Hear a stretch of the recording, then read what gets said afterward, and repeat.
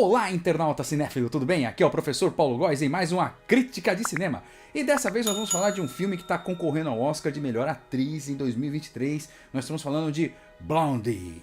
É isso aí, estamos falando da loira. Vamos falar de quem é a loira mais famosa do cinema ali do século passado. Nós estamos falando de Marilyn Monroe. Marilyn Monroe, exatamente, meu caro. Esse filme é um filme que está gerando uma certa polêmica. Alguns adoram, outros detestam, sabe? Não tem um certo meio termo aí, né? Existe um negócio meio complicado aí, né? Tem gente que acha que esse filme é muito louco, mas tem gente que acha que por ser muito louco é muito bom. E aí, ou tem gente que acha que por ser muito louco é muito ruim. Vamos lá, de novo, tá concorrendo ao Oscar de melhor atriz. Quem foi indicada foi a Ana de Armas. A Ana de Armas já, né, a gente já conhece, né, atriz cubana que vem fazendo vários trabalhos legais aí, inclusive fez aí Entre Facas e Segredos, já fez também uma Bond Girl, né, no 007, então ela tá em alta, tá em ascensão e tá no momento agora, tá numa interpretação maravilhosa nesse filme Blonde, né?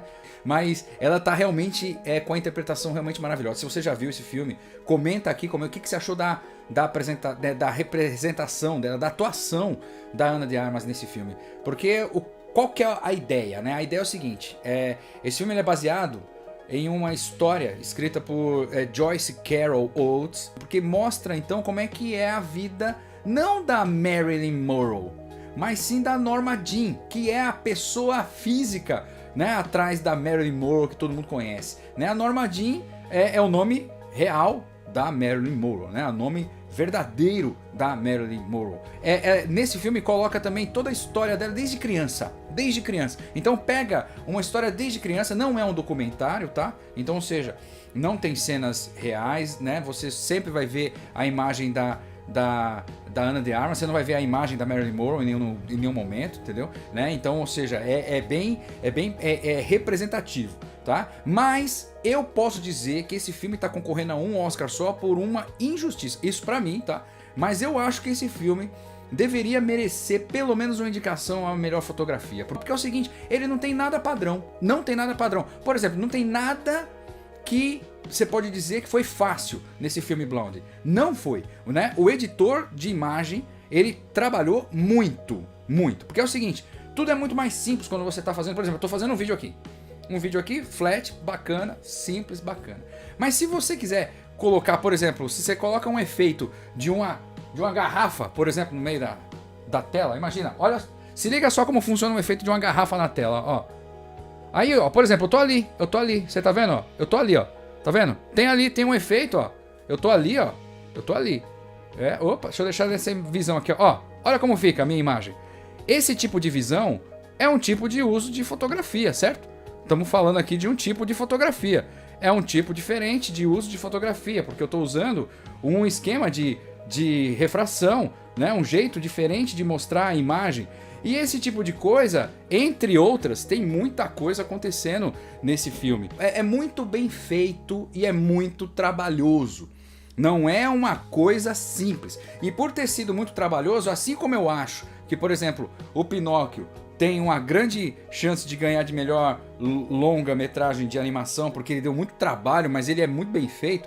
Esse filme Blonde, eu acho que pelo menos merecia concorrer à melhor fotografia, porque toda a fotografia que ele tem, ela é muito trabalhoso, é muito bem feito. Então você tem ali vários takes, várias tomadas, vários jeitos de se mostrar a imagem. Então você tem uma imagem longa, né, uma imagem de plano cheio, ou seja, de tela aberta, outra fechada, quadrada, e principalmente, por exemplo, principalmente para representar coisas importantes da história daquela cena. Então, por exemplo, quando você vai ver, você vai ter uma sensação às vezes que você está engavetado, que você está engavetado, né, de tão fechado que é a imagem. Fora que, é aquela história, né? Nós estamos falando então de uma interpretação única da Ana de Armas, onde ela praticamente interpreta o filme inteiro sozinho, é quase que um monólogo de 2h30, né? Porque ela tá o tempo inteiro, todas as cenas ela tá, então realmente é um negócio bastante exaustivo, mas ela interpreta cada cena de uma forma, o laboratório dela é incrível, né? É incrível,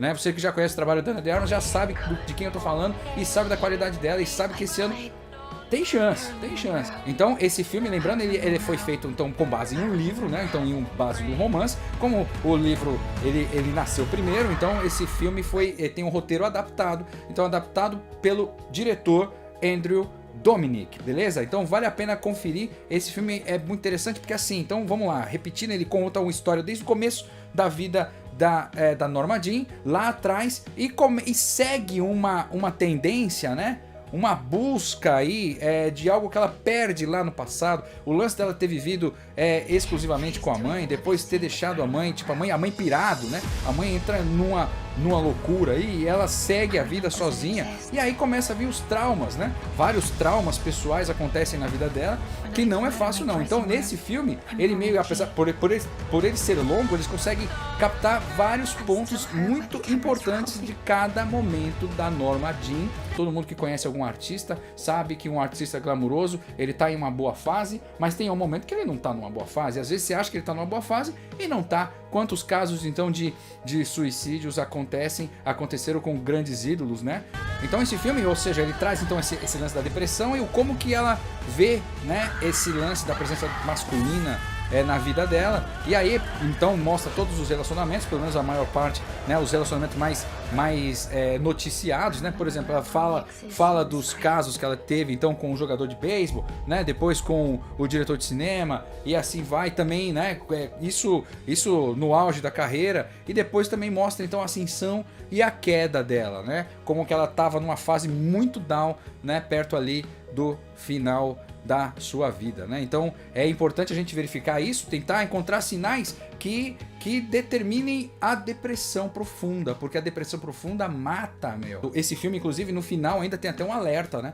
Olha, depressão é um problema, se você puder, se você sentir qualquer sintoma, já procure ajuda, né? Aqui no Brasil nós temos aí o CVV, certo? Na época da Norma Jean, você só tinha um telefone para ligar e acabou. Hoje a gente tem muito mais formas de comunicar e ainda assim a depressão tá aí do nosso lado. É só tomar cuidado, né? Porque senão ela pega mesmo, beleza? Né? A gente sabe que isso acontece de verdade. Muito bem, espero que vocês tenham gostado. Nós falamos então de Blonde, né?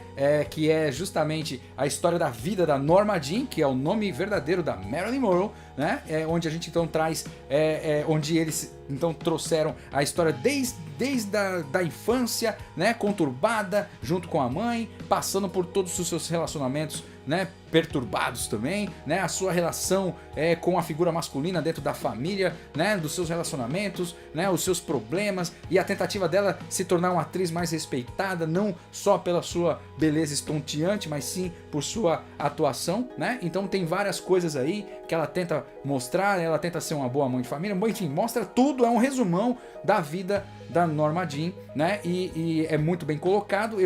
Esse filme concorre então ao Oscar de melhor atriz para Ana de Armas e, na minha opinião, eles deviam também concorrer ao Oscar de melhor fotografia.